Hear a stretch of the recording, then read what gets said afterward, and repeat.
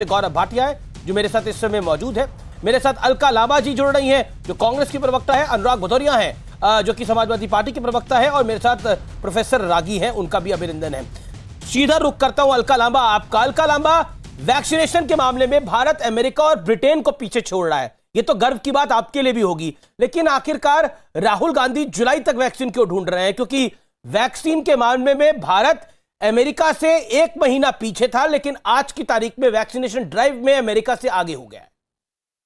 अमित जी, सबसे पहले तो आज एक बार फिर साबित हो गया कि कांग्रेस को विपक्ष के तौर पर और कांग्रेस नेता श्री राहुल गांधी जी की मात्र एक लाइन देश हित में पूछना, जुलाई आ गया, वैक्सीन कहां गया, कितनी गंभीरता से केंद्र की सरकार लेती है, और उनके प्रवक्ता आज सारे चैनल में एक डिबेट शुरू हो गया मात्र राहुल गांधी जी की एक लाइन पर। क्योंकि वायदा क्या था जुलाई में, क्या वायदा था, सुप्रीम कोर्ट में कितना कहा, 135 करोड़, उससे पहले 216 करोड़ टारगेट 31 दिसंबर 2021, यानी कि प्रतिदिन लगना कितना चाहिए, 80 लाख से 1 करोड़ के बीच में। कितना अनाउंस हुआ, 12 करोड़, यानी कि प्रतिदिन 40 लाख जून में लगाएंगे, और अगर आप जुलाई में लगाएंगे और अगर आप पिछला हिसाब देखेंगे जिससे 80 किलोमीटर की रफ्तार से चलना है, वो गाड़ी 20 किलोमीटर की रफ्तार से चल रही है, अपने टारगेट पे नहीं पहुंच पाएगी। अब जिन दो देशों के साथ आप तुलना कर रहे हैं, अमेरिका के साथ, विकसित देश है, हमारा भारत विकासशील देश है, आबादी की तुलना चीन से क्यों नहीं आप तुलना करते? अमेरिका के साथ ना वो विकसित है, हम विकासशील हैं, चीन विकासशील है, हमारी आबादी अमेरिका से नहीं चीन से मिलती है, तो वहां से तुलना कर लेते हैं कि उन्होंने अपनी कितने प्रतिशत लोगों को वैक्सीन किया। भारत के अंदर प्रति 100 लोगों में मात्र 20 लोगों को वैक्सीन प्राप्त हो रहा है, और वहीं पर अगर इन दोनों देशों या कोई भी देश देखेंगे, प्रति 100 पर 80 लोगों को वैक्सीन। अलका जी, आप तथ्यों के साथ बोलती, लेकिन अलका जी, एक मैं आपसे सवाल पूछना चाहता हूं। तथ्यों की अगर हम बात करें तो आज की तारीख के अंदर भी करीब 1.5 करोड़ वैक्सीन का स्टॉक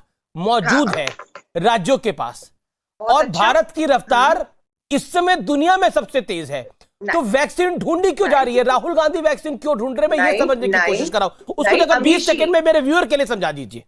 अमीश जी, आपने कहा राज्यों के पास 1.5 करोड़ अवेलेबल है।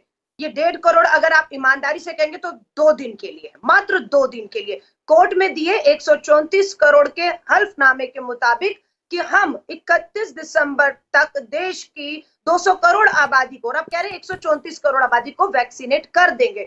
उस मुताबिक मैं आपको ये बता रही हूं कि ये रफ्तार बहुत धीरे है, आप पहुंच ही नहीं पाएंगे, ये साफ है। पहले 5-8 कंपनियां थी, लेकिन सुप्रीम कोर्ट में जब हल्फनामा दिया, बेनकाब हुए कि 8 कंपनियां नहीं है, जिनसे कॉन्ट्रैक्ट हुए वो 5 ही हैं, और 216 करोड़ से ये 134 करोड़ पर आ गए हैं। ठीक है, मैं रुक करता हूं गौरव भाटिया का। बिल्कुल हमारी जायज है। गौरव भाटिया, जुलाई का आ गया लेकिन वैक्सीन नहीं आए। राहुल गांधी वैक्सीन का इंतजार कर रहे हैं जुलाई के महीने में।